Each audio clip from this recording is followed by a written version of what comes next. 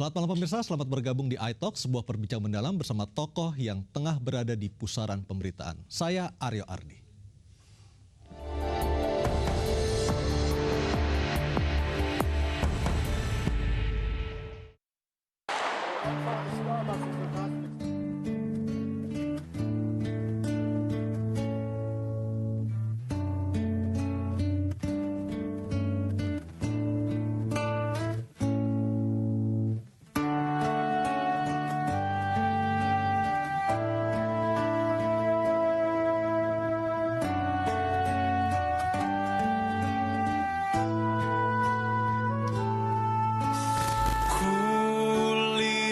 Ibu Pertiwi sedang bersusah hati, air matamu berlinang, intanmu terkenang.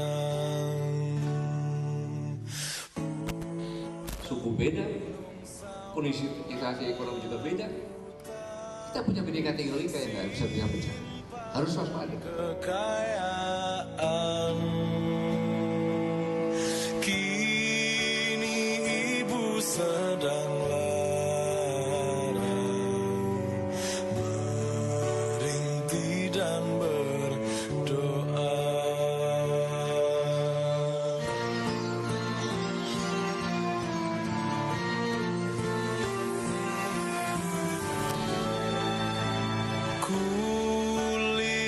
Ibu Pertiwi,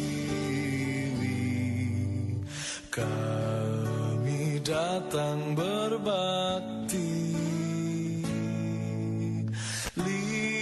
Maupun latar belakang keturunannya, tapi kita dudukkan permasalahan ini adalah permasalahan hukum, sehingga selesaikan secara hukum.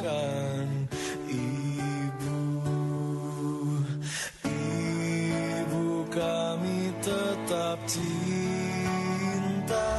Kebersamaan di antara seluruh warga bangsa, kebersamaan di antara seluruh tokoh-tokoh umat beragama di Indonesia, bahwa ada kebersamaan, ada persatuan dalam kebersamaan. Untuk nusa dan bangsa. Untuk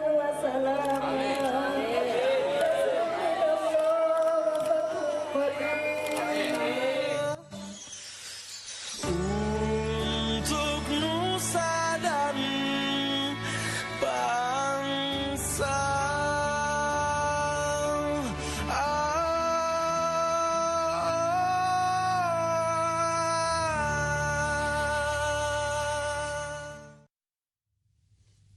Ya pemirsa, masalah politik, ekonomi, sosial sekaligus bencana alam yang terjadi di tengah-tengah bangsa Indonesia menjadi ujian bagi bangsa ini.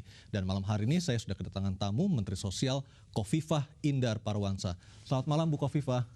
Assalamualaikum warahmatullahi wabarakatuh. Apa kabar Bu? Assalamualaikum warahmatullahi wabarakatuh. Baik Mas Aryo. Bu Khofifah, kalau kita berbicara soal setia kawan, rasa kesetiakawanan sosial, bangsa ini sesungguhnya sedang diuji. Ada masalah politik yang begitu tajam, ada masalah ekonomi, ada masalah sosial, dan ditambah lagi ada beberapa kali terjadi bencana alam. Apa yang bisa kita ambil kaitannya dengan kesetiakawanan sosial, Bu? Saya mengambil pada posisi keputusan PBB misalnya di September 2011 itu sudah dideklarasikan Triple P, Public Private Partnership. Ya. Jadi negeri manapun di dunia ini akan menseyukiakan bahwa Public Private Partnership itu adalah sebuah keniscayaan. Disinilah kegotong royongan, disinilah kesetiakawanan sosial. Kalau ada perusahaan-perusahaan, mereka juga menyiapkan sebagian dari profitnya untuk CSR. Kalau umat Islam punya uang dalam jumlah tertentu mencapai nisabnya, dia harus zakat. Di negeri ini juga orang juga harus membayar pajak. Jadi ini kan adalah proses partnership.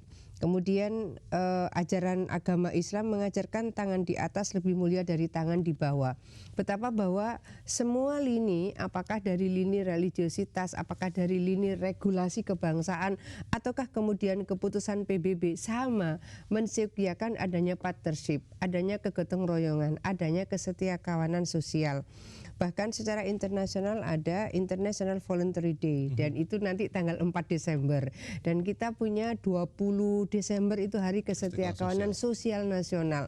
Jadi betapa bahwa kita diingatkan kembali pentingnya kita bergotong royong, bergandengan tangan untuk saling menyapa, memberi dan menyantuni bagi mereka yang masih kekurangan. Kalau kita bicara soal politik, Bu, kalau kita sekarang berada di tengah-tengah acara keluarga, masalah politik itu bisa masuk ke dalam sendi-sendi acara keluarga yang sebelumnya beberapa tahun lalu tidak pernah ada hal tersebut. Nah, bagaimana dari Kementerian Sosial untuk menyikapi hal ini agar tidak terjadi perbedaan yang begitu tajam, Bu Kofifa? Ya, demokrasi adalah sebuah keputusan politik negeri ini dan itu dianggap bagian dari pilihan terbaik untuk proses bermasyarakat, berbangsa, bernegara.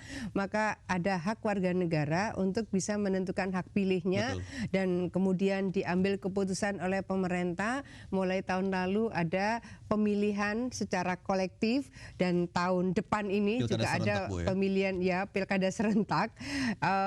Saya rasa tahun kemarin kita melihat suasana demokrasi itu berjalan sangat baik, bahwa kalau kemudian ada letupan kecil dari proses ekspresi yang kemungkinan ada sebagian warga yang proses ekspresinya mungkin agak kurang terkendali. Saya rasa itu adalah bagian dari proses pembelajaran berdemokrasi di negeri ini. Kalau dulu kita mengenal asas langsung, umum, bebas, rahasia. Masih lah, luber. Masih. Saya rasa masih. Tapi kalau kita melihat kenyataan di sosial media misalnya, orang dengan begitu gamblang menyatakan dukungannya kepada calon-calon tertentu. Apakah sebenarnya bangsa ini sudah siap dengan kegiatan atau dengan iklim demokrasi yang begitu terbuka, begitu transparan, Bu? Ya, bahwa memang ada revolusi digital. Ya, pada revolusi digital ini ada hal yang memang kita harus lakukan lebih konstruktif, terutama misalnya ada ujaran-ujaran kebencian. Betul. Dan ITE kemarin juga sudah direvisi undang-undangnya. Pada posisi seperti ini, bagaimana sebetulnya di antara warga bangsa yang berbeda, mungkin berbeda suku, berbeda agama, berbeda bahasa, berbeda adat, berbeda pilihan dalam pilkada misalnya, tapi ada muncul respect di antara mereka. Ini butuh pendewasaan kan? Tapi saya rasa ini learning by doing lah. Dari proses yang berjalan mungkin ada pendewasaan yang satu ke pendewasaan yang lain. Ada wisdom yang satu ke wisdom yang lain. Kalau misalnya mereka berbeda suku, berbeda agama, berbeda bahasa, berbeda pilihan dalam pilkada, tapi mereka bisa tetap menjaga untuk bisa saling menghormati. Jadi ada muncul respect di situ, ada muncul trust di situ, bahwa dia mempercayai yang lain itu beda pendapat karena memang punya reasoning yang sama-sama kuatnya misalnya. Nah, kemudian ada kesepahaman di antara mereka, ada mutual understanding di antara mereka, bahwa kita ini sebagai warga bangsa, kita harus menjunjung tinggi kebinekaan, tetapi di ujung kebinekaan itu adalah Tunggal Ika. Betul. Gitu. Nah, ini bagaimana caranya kita menyampaikan pesan-pesan seperti ini lebih luas lagi, lebih masif lagi, terutama pada saat-saat misalnya mendekati pilkada serentak begitu, bahwa kita ini memang beraneka ragam, berbineka, tetapi ingat loh, kebinekaan ini ujungnya adalah Tunggal Ika. Jangan kebinekaan terus dibiarkan kebinekaan. Nah, kebinekaan inilah yang harus diikat Tunggal Ika, yang beragam-ragam ini akhirnya adalah satu nusa, satu bangsa, satu bahasa, satu tanah air, satu tujuan untuk membangun kesejahteraan umum dan seterusnya. Nah, pada posisi ini harus diikat gitu. Lah, ini kan kebinekaan, kemudian ujungnya adalah Tunggal Ika. Ya, ini Tunggal Ika ini harus diikat, kalau enggak diikat ini kan udar gitu. Dan yang paling penting adalah harus ngikatnya pakai apa? Pakai Pancasila. Betul. Gitu. Dan yang paling penting adalah harusnya jadi role model atau menjadi model adalah pimpinan atau pemimpin dari masing-masing tokoh di negeri ini, Bu Kofifa, ya, agar bisa dicontoh oleh masyarakat di bawahnya, seperti itu, Bu, ya. Setuju, karena pimpinan itu seringkali kemudian diikuti oleh para followernya. Nah, sehingga apa yang dilakukan, apa yang disampaikan, statement, perilaku, sampai kepada gesturnya, itu biasanya kemudian diikuti oleh para followernya. Itulah makanya menjadi pemimpin itu kemudian ada prasyarat-prasyarat gitu. Baik Bu Khofifah. Dan Iya. pemirsa, seberapa besar potensi konflik di tengah pilkada langsung yang akan berlangsung pada Februari tahun depan? iTalk masih akan kembali bersama Menteri Sosial Khofifah Indar Parawansa.